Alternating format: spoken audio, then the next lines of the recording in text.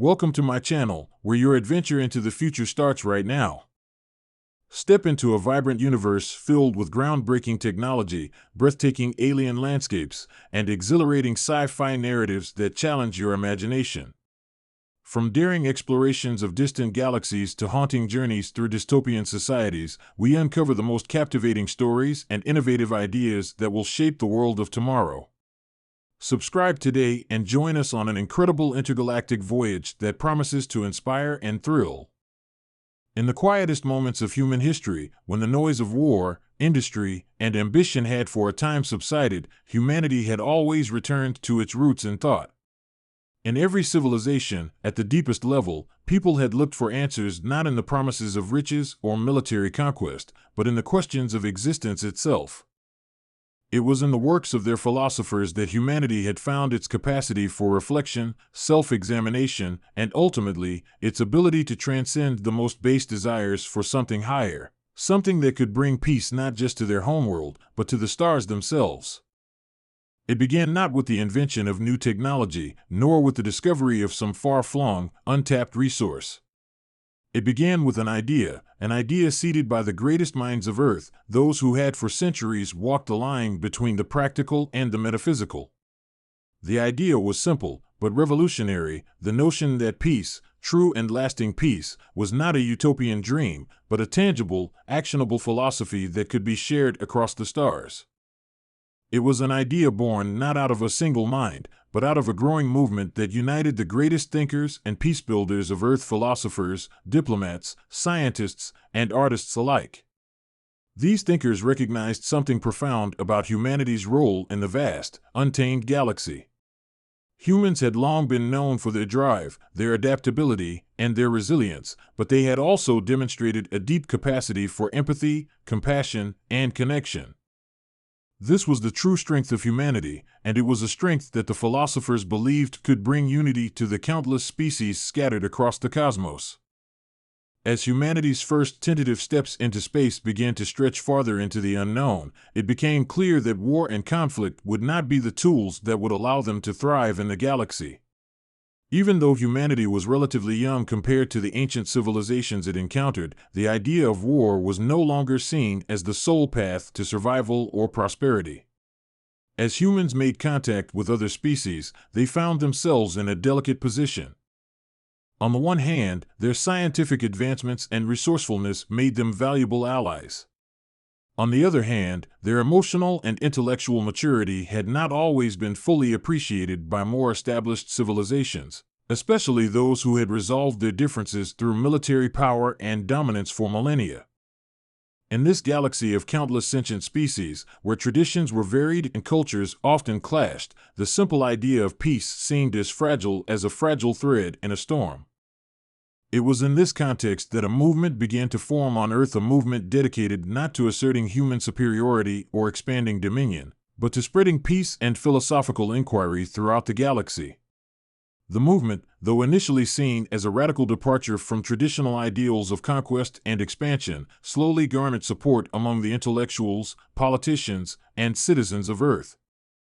They called themselves the Custodians of Peace, a group founded on the belief that the galaxy had reached a crossroads. It could either plunge into endless cycles of violence and mistrust, or it could elevate itself into an era of mutual understanding, respect, and cooperation. The Custodians, guided by the philosophy of figures such as Socrates, Confucius, Gandhi, and Martin Luther King Jr., sought to create an intergalactic peace movement that was rooted not in the politics of diplomacy, but in the common humanity that connected all sentient beings. Their first manifesto was a document that set the foundation for everything that would follow. It called for universal principles, respect for all sentient life, the sanctity of dialogue and understanding, the importance of collective responsibility in shaping the future, and the unyielding belief that the search for knowledge and wisdom should always be pursued in a spirit of cooperation, not competition. But perhaps the most radical aspect of the manifesto was its assertion that peace was not a passive state to be maintained, but an active pursuit, one that required constant effort and vigilance. It was not enough to simply stop fighting. One had to commit to fostering empathy, to recognizing that each culture, each being, had its own unique experience and understanding of the world. To be at peace was to continuously seek common ground, to grow through dialogue, and to foster deeper connections. It wasn't long before the custodians of peace began to reach out to the stars. Their message was not one of military alliance or resource exchange, but of philosophy.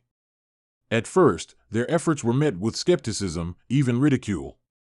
The species that had existed for millennia, who had seen the rise and fall of entire empires, were unwilling to entertain the idea that a new species, a relatively young and primitive one, could offer a better path forward. To them, peace was not a worthy pursuit. War, dominance, and survival were the true measures of strength. But the custodians, persistent and patient, did not give up. They began by sending emissaries, philosophers, teachers, poets, and artists to alien civilizations that were known for their cultural depth and intellectual sophistication. They introduced the Tarkari, a race known for their ancient history and philosophical prowess, to the teachings of human thinkers.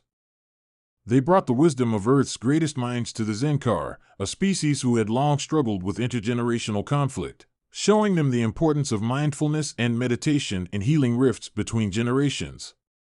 They reached out to the Tsar, a technologically advanced species who had long relied on logic and reason alone, introducing them to the value of emotions and empathy in building relationships. While the early results were modest, something remarkable began to happen. Slowly, species who had once believed that their strength lay in the ability to conquer and dominate began to shift. The Tarkari, influenced by the custodians, began to explore new forms of diplomacy that were based not just on mutual benefit but on deep understanding and shared vision.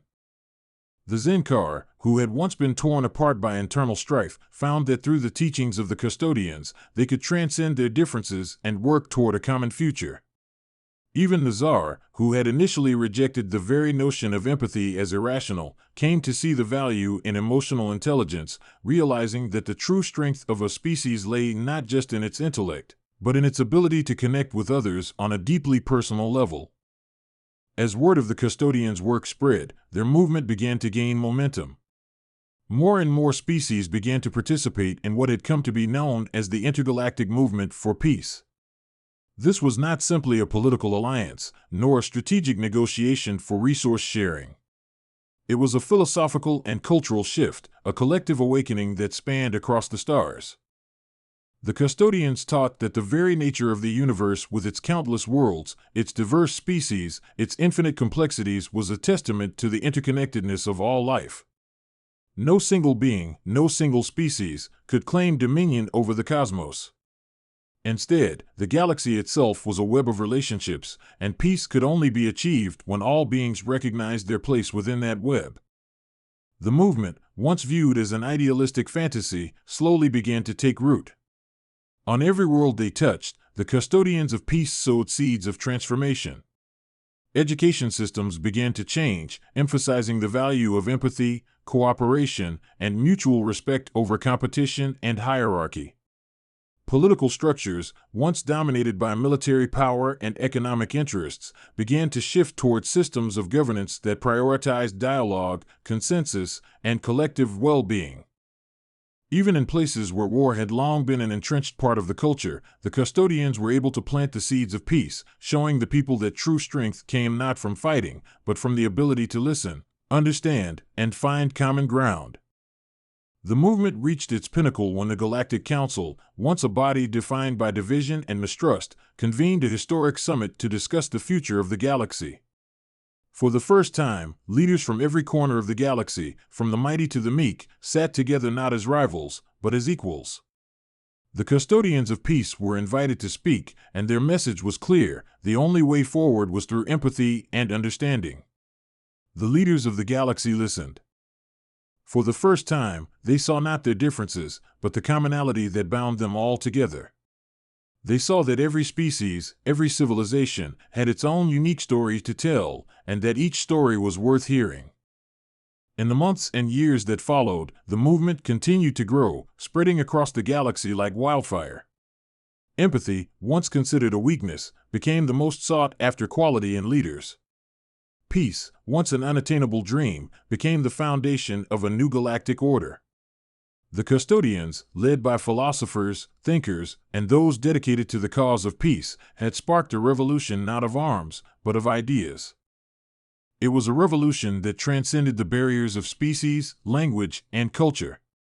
It was a revolution that would forever change the way the galaxy worked, not through force, but through the quiet, steady power of compassion and understanding.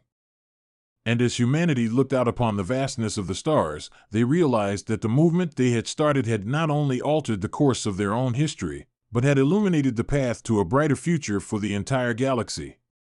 They had not brought peace through weapons or conquest, but through the simplest and most profound of human qualities, the ability to care for others, to understand their pain and joy, and to work together for a common good.